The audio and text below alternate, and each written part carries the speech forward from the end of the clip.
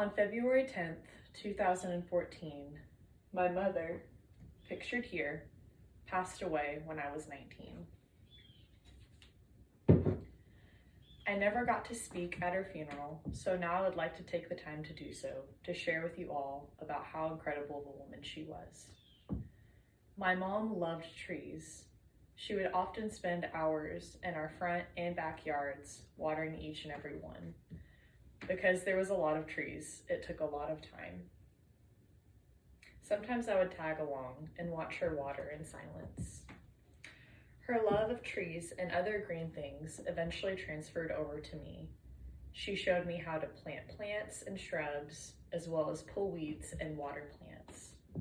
Often she would take me to the nursery with her growing up, and those are still some of my fondest memories as a child. If she wasn't outside with her trees, she was cooking up a storm in her kitchen. Since she was a stay-at-home mom, she had quite a bit of time to cook us the most elaborate meals and treats.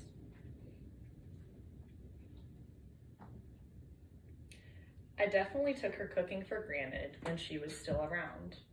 For me, it was always normal to walk into a house smelling like dinner for that night. I always wanted to follow her around and help her cook, but she would get so in the zone, most of the time I would just watch. It wasn't until she started to feel physically not as good that I started to get more involved in the kitchen.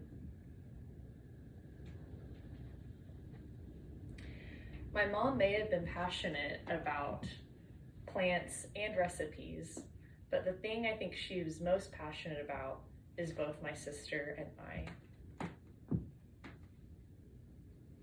Her whole life revolved around the two of us, and sadly, at the time, I thought it was really annoying. I felt like I had this parent that always hovered over me and never gave me the space to make my own mistakes as a child. I looked at my friends' parents and why my mom couldn't be as relaxed or chill as them, being more laid back. It wasn't until after she was gone that it all started to make sense to me. My mom grew up a certain way, and she didn't want us to grow up that same way. She wanted to be more involved in our lives than her parents were, which wasn't a bad thing. I just never moved away from my parents in college like most kids do, so I never had the perspective of taking something for granted that's a constant in your life. At the end of the day, my mom loved to live life.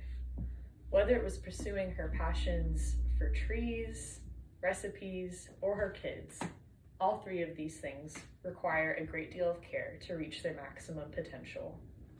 If at the end of the day, my mom is only remembered for being a caring person, that will be enough. Thank you for listening.